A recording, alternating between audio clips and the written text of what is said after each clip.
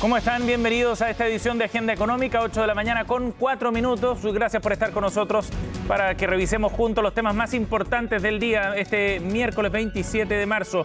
Estos son nuestros titulares para el día de hoy. Comenzamos con un resumen de lo más importante.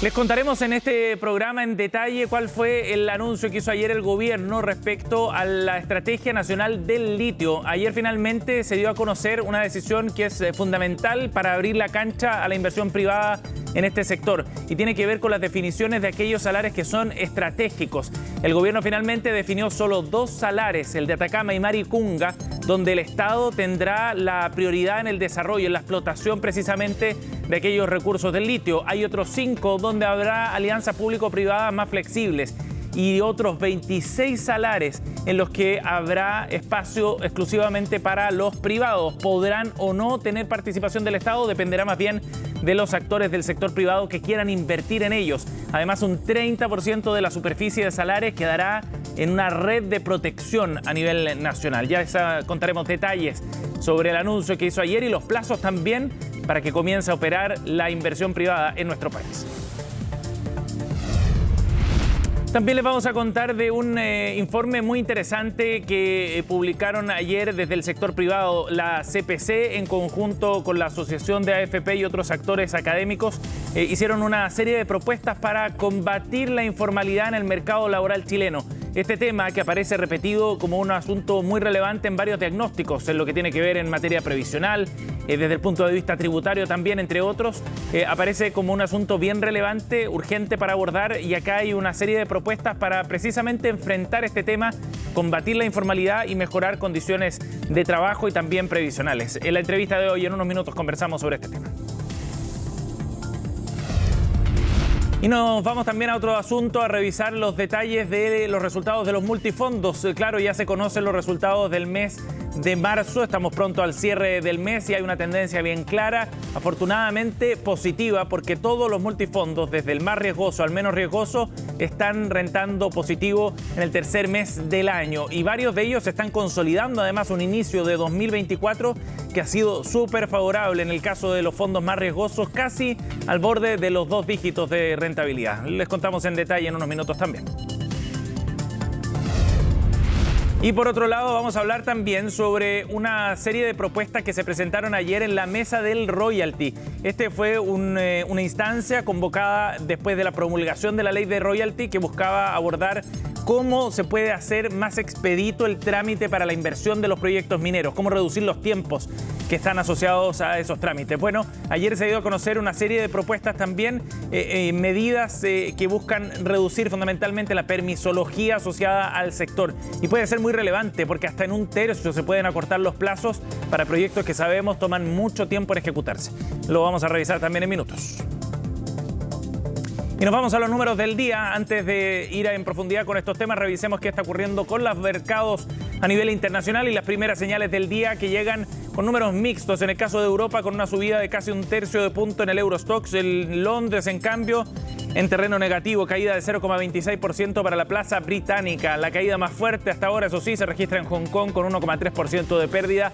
El Nikkei en Japón, por otra parte, subiendo 0,9% a esta hora de la mañana.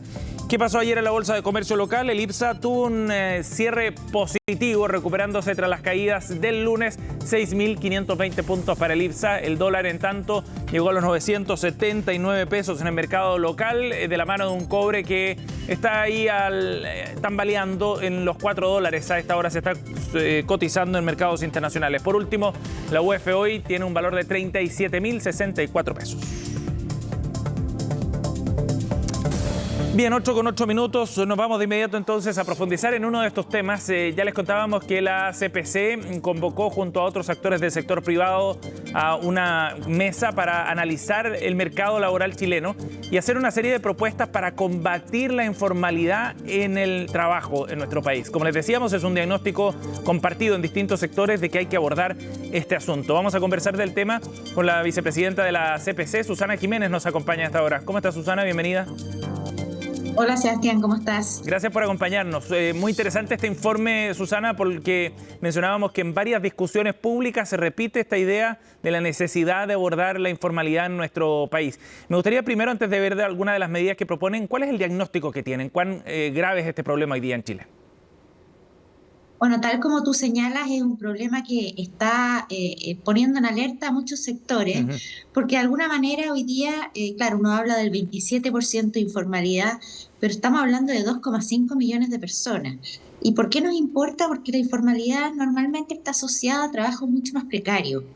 Son trabajos que tienen inestabilidad en los ingresos, que no tienen cobertura frente a riesgos tan habituales como enfermedades, Ujú. desempleo, accidentes. No hay ahorros para la vejez porque no hay cotización en la seguridad social, y por lo tanto es una situación laboral que no favorece a esos trabajadores.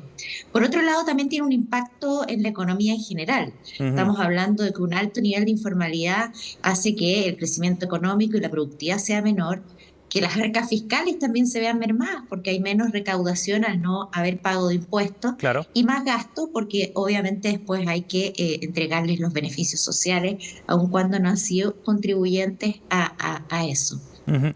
Susana, nuestros niveles de informalidad, si los comparamos con los de los países de la OCDE, además, está mucho más alto. ¿Cómo estamos desde ese punto de vista en comparación con otros países desarrollados? Mira, con relación a los países desarrollados, obviamente estamos como en el doble. Ujú. Claro, cuando nos comparamos con Latinoamérica estamos bastante mejor, pero lo que es bien revelador es que hay una correlación bien evidente entre nivel de desarrollo económico e informalidad. A medida que los países son más desarrollados, Ajá. tienen menos niveles de informalidad. Ahora, nosotros estamos en la medianía, pero si uno lo mira en comparación a países con ingresos per cápita relativamente similares, tenemos una informalidad alta. Por lo tanto, es un tema que tiene que ocuparnos. De todas maneras. Susana, veamos también el resultado de este trabajo. Aquí estuvieron convocados la CPC, AFP de Chile, la asociación que representa el gremio, y también la ASECH, la Asociación de Emprendedores. Son hartas medidas, detallarlas una por una nos tomaría mucho tiempo, pero en términos gruesos, ¿a dónde hay que poner el foco para combatir la informalidad? Bueno, mira, esta es una propuesta que surge de una mesa de trabajo con 15 expertos y lo que Sí. nosotros hicimos es que efectivamente al entender que la informalidad tiene un efecto multifactorial, hay muchas razones que te llevan a la informalidad, son también muchas las medidas que se pueden tomar. Lo que hicimos es que priorizamos 15 medidas que abordan especialmente el tema de informalidad en los jóvenes, que nosotros hablamos de 27% promedio en Chile, pero en el segmento jóvenes la informalidad es 36%. Aborda la informalidad en los independientes y quienes trabajan por cuenta propia, los emprendedores, que muchas veces no formalizan su negocio y con ello tampoco a quienes colaboran y trabajan con ellos. Abordamos temas de fiscalización. También un tema muy importante, cómo hacer compatible el diseño de los beneficios sociales con la formalidad laboral. Muchas Ujú. veces son un desincentivo a la formalidad. Y después algunos otros temas adicionales. Ahora, dentro de estas 15 medidas, nosotros también privilegiamos o priorizamos tres, porque acá es como dar mensajes bien claros de por dónde empezamos, qué es lo prioritario. Claro. Y en esos tres, justamente haciéndonos cargo de los jóvenes, hablamos de mejorar el diseño del subsidio de empleo joven. Hoy día tiene montos bajos, una cobertura bastante baja también, Ujú. y sistemas de ajuste en el tiempo que no son los adecuados y eso hace que hoy día el beneficio sea tan menor que sea muy poco utilizado. Otra de las medidas que también privilegiamos o priorizamos es que la entrega de permisos para operar tenga algún grado de vinculación con la cotización de los empleados de ese negocio o emprendimiento. Ajá. Así, cuando uno va a renovar permisos, de alguna manera tenga que acreditar la formalidad de esos trabajadores. Y por último, también privilegiamos algo que a mí me parece súper interesante, un rediseño de la PGU. Sí. Nosotros sabemos que la PGU es una política social súper importante. La verdad es que generó un cambio significativo en lo que es los niveles de pensión y las tasas de reemplazo, sobre todo de los ingresos más bajos. Y ahora está la discusión de su nivel. Y ahí nosotros somos bien enfáticos en decir, mira, el nivel tiene que garantizar una pensión mínima, que tiene que ser acorde al nivel de la pobreza, eso hace que nos hagamos cargo de la pobreza en la vejez, pero después hay que generar incentivos para una mayor densidad de cotización y así tú lo ligas el beneficio con la formalidad laboral. O sea, hoy Y día, ahí Susana, entonces decimos... disculpa, pero hoy día entonces la PGU, como está diseñada, ¿desincentiva la formalización? No, todo depende del nivel. Si tú lo dejas en un nivel razonable, que es el que está actualmente, lo que tú haces es que le das una garantía a las personas que es muy necesaria. Sin embargo, si tú empiezas a escalarla, hoy día estamos discutiendo subirla a 250 y si Claro. tú no lo anclas a ningún parámetro objetivo, podemos entrar en esta espiral de propuestas cada vez más altas y eso sí tiene un impacto en la formalidad. Pero además, con la propuesta que nosotros hacemos de decir, mira, cada diseño de densidad de cotización, o sea, si tú cotizaste el total de 10 años o 20 años o 30, vas accediendo a una PGU más alta. Creo que eso es no solo una garantía de protección, sino que además un incentivo a la formalidad y la cotización de seguridad social. Es súper pertinente en todo caso ese debate pensando en la reforma previsional, ¿no? La reforma de pensiones que se está dando en el Congreso, porque justamente lo que se busca también es generar cierta red de protección, pero el balance, el equilibrio que hay que buscar es bien fino. Así es, y justamente por eso priorizamos esta medida para darle más visibilidad y que ojalá todas estas medidas sean consideradas hoy día, lo ponemos a disposición de las autoridades, del Poder Legislativo, para que de verdad se tome el toro por las astas, como se dice, porque la informalidad preocupa a todos, pero ahora tiene que ocuparnos a todos. Sí, claro. Susana, ahora, implementar una agenda de este tipo es muy complejo desde el punto de vista de quienes tienen la responsabilidad de si esto pasa por proyectos de ley en el Congreso, son medidas administrativas. Sí, la verdad es que acá hay de todo. Hay medidas que son más de gestión y hay otras medidas que efectivamente requieren un trabajo legislativo, pero por eso es muy importante que estemos consensuando el diagnóstico y que haya voluntad política. La verdad es que, por ejemplo, el tema de cotizar y que nosotros proponemos que haya una cotización obligatoria para todos los trabajadores independientes que perciben ingresos, es algo que hoy día es relativamente fácil de hacer. Requiere voluntad política. Cada día más vemos también cómo se hacen ventas a través de plataformas digitales que no entregan boletas, no pagan impuestos y que también, dada la tecnología, son más fáciles de fiscalizar. Entonces, hay medidas que son de gestión, fiscalización y hay otras que sí requieren de proyectos de ley, como el que hablábamos recién de la PGU. Sí. Susana, por último, si se abordara este tema, ¿cuánto crees tú que impactaría en discusiones como la que hablábamos antes, la reforma de pensiones, la reforma tributaria, la participación laboral femenina también? Se han planteado estos asuntos como objetivo de políticas públicas relativamente urgente. ¿Cuánto crees que afectaría esos debates si se tocara el tema de la informalidad? Mira, es una muy buena pregunta, porque yo creo que el tema de informalidad tiene que estar a la vista en todas las reformas. No da lo mismo subir impuestos a las personas si eso va a incentivar más la informalidad. No da lo mismo cómo subimos las cotizaciones previsionales, porque eso va a impactar la informalidad. De hecho, nosotros hacemos una propuesta también dentro de esta que es bien novedosa, que es distinguir por edad.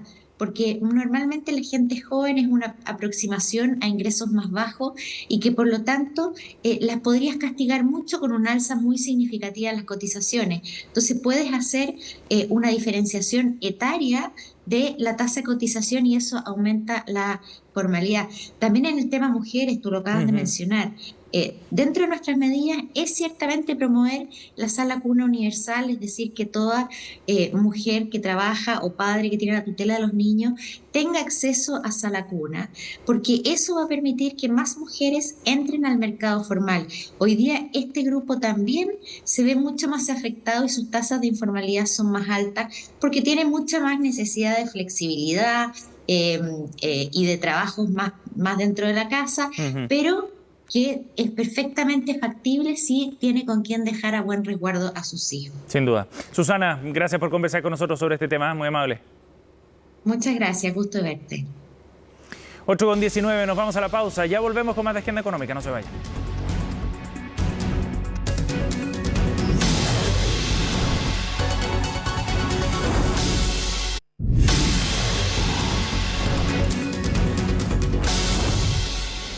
Bien, seguimos aquí en Agenda Económica y vamos a revisar detalles del anuncio que hizo ayer el gobierno en torno a la Estrategia Nacional del Litio. Era un anuncio muy esperado, sobre todo por el sector privado, porque definió el gobierno ya, después del trabajo de un comité de ministros, cuáles son las condiciones en las que están los distintos salares a lo largo del país. Cuáles estarán dispuestos a explotación del Estado, cuáles abiertos a explotación privada y cuáles quedarán finalmente protegidos. Esta definición era clave, como decíamos, para que el sector privado pueda hacer ofertas y participar en el desarrollo de distintos proyectos. Por eso era tan relevante esta definición, después del trabajo donde participó, por supuesto, el Ministerio de Minería, el de Economía, Hacienda, Medio Ambiente, Ciencia y Tecnología y la Cancillería también. Finalmente se resolvió que quedarán 2 salares, el de Atacama y Maricunga, exclusivamente para la explotación del Estado. Recordemos que en el salar de Atacama, Codelco ya ha tomado ese rol, llevando adelante una negociación hasta ahora exitosa con SQM para quedar con el control de una empresa que luego, a partir de 2031, explotará ese salar. En el caso de Maricunga, lo mismo, pertenencias de SQM pasaron a Codelco para el desarrollo a través del Estado de esos salares. Hay otros 5 salares donde habrá una preferencia también para el Estado, con cierta flexibilidad, eso sí, pero de todas maneras donde ENAM y Codelco tendrán más prioridad para el desarrollo de proyectos. Y otros 26 salares quedan definidos entonces, abiertos a la explotación privada. ¿Qué significa eso en la práctica? Que después de esta definición el gobierno podrá hacer una convocatoria a comienzos de abril, se espera, para que se manifiesten los privados que tengan interés en algunos de estos salares. Manifestación de interés formal que luego podrá llevar adelante o dar inicio a un proceso de asignación de contratos de explotación, los llamados CEOL, que permiten entonces y habilitan la inversión privada en esos salares. Esos procesos deberían tomar ya cerca de un año. La ministra de Minería, Aurora Williams, esta mañana en conversación con Tele 13 Radio explicaba que durante el primer semestre de 2025 esperan estar firmando los primeros contratos. Una vez que se asigne entonces qué empresas podrán explotar determinados salares por la vía de estos contratos, pero serán 26 entonces los que estarán abiertos a la inversión privada. Esa definición era muy relevante. Ahora veremos de qué forma se manifiesta el interés, el apetito de los inversiones extranjeros, inversores, quienes podrán invertir por su cuenta o bien asociarse con alguna empresa estatal. Este factor de la presencia del Estado no será determinante en todo caso para la asignación de esos contratos. Lo que se espera en todo caso, según las estimaciones del gobierno, es que de aquí a una década más Chile pueda estar duplicando su producción de litio respecto a lo que tiene hoy día. Vamos a escuchar a la ministra Aurora Williams explicando parte del proceso en un punto de prensa. Tenemos salares en donde nos interesa una participación del Estado, la cual buscará alianzas público-privadas flexibles que permitan naturalmente viabilizar los proyectos que allí se desarrollan. Desde ese punto de vista, nos interesa los salares altoandinos desarrollados por la Empresa Nacional de Minería en Atacama y el salar de Pedernales. Y el tercer modelo que planteamos tiene que ver con la participación de privados, quienes pueden de manera flexible asociarse con empresas públicas y viabilizar proyectos en todos aquellos salares en donde naturalmente no están aquellos salares que definimos como estratégicos, aquellos salarios donde va a haber participación del Estado a través de su empresa y por otro lado aquellos salarios que entran a estudios de protección. 8:25, cambiamos de tema para profundizar en un asunto que ha marcado la agenda económica de esta semana. Tiene que ver con el protocolo de acuerdo que firmó la Democracia Cristiana con el gobierno para establecer este aumento en el impuesto a la renta que forma parte del pacto fiscal. Se conocieron los detalles de ese acuerdo. Finalmente serán aquellas rentas por sobre los 4,5 millones de pesos las que se vean impactadas por este aumento de impuestos. Pues bien, quisimos profundizar en este tema para entender cuál es la magnitud del aumento de impuestos. ¿Qué significa ponerle número específicamente a esta idea que está contenida dentro del pacto fiscal? Consultamos a la empresa EY sobre estos antecedentes antecedentes para tener un mapa más claro. Y esto nos puede quizás ayudar a entender cuál sería el impacto, sobre todo a nivel personal, de este aumento del impuesto a la renta. De acuerdo a los datos sobre la base del año tributario 2023, en total el número de personas que se podría ver afectadas por este aumento de impuesto a la renta está bastante más acotado, por sobre los 200.000 personas quienes podrían ser afectos, 220.000 contribuyentes afectos a este aumento de impuestos. Lo que establece es que a partir del quinto tramo se establecería un aumento de impuesto. Con la norma actual, una persona que tiene una renta anual cercana a los 54 millones de pesos, es decir, más o menos los 4,5 millones de pesos, termina pagando cerca de 23% en el quinto tramo, de ahí hacia arriba. Eso significa un pago de impuesto hoy día, con los datos a 2023, de 3.835.000 pesos. El cambio es realmente bien marginal para aquellas personas que tienen este nivel de renta. Con la nueva tabla pagaría un 26% en el quinto tramo, y eso significaría un pago de impuestos cercanos a los 3.837.000 pesos.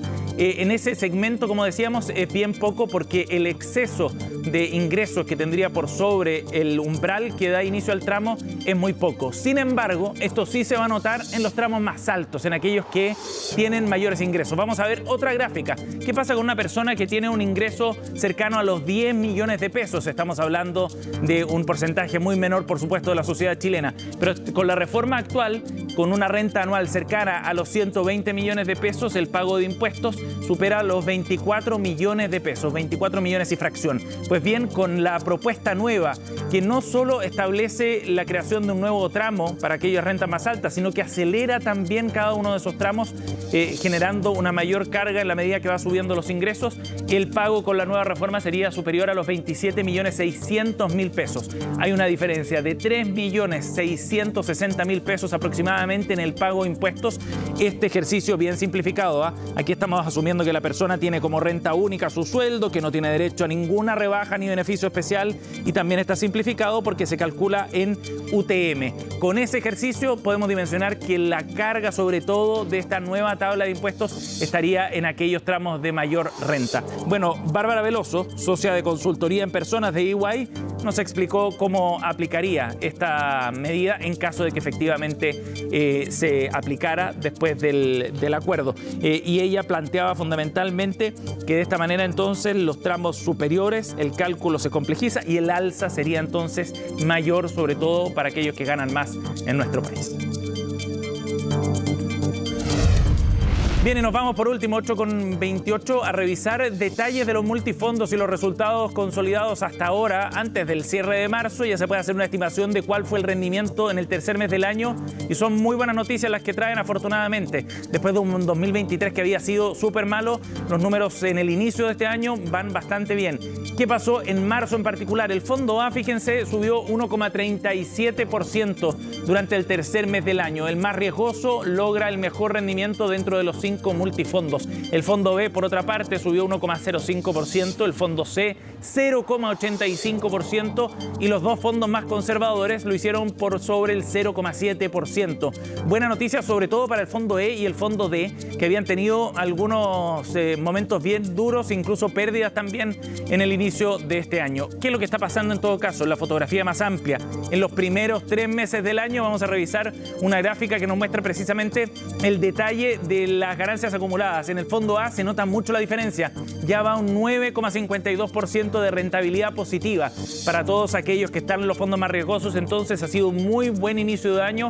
Si es que uno extiende la mirada incluso a 2023, está en terreno positivo desde hace ya varios meses. El fondo B 7,02%, el fondo C 3,58%.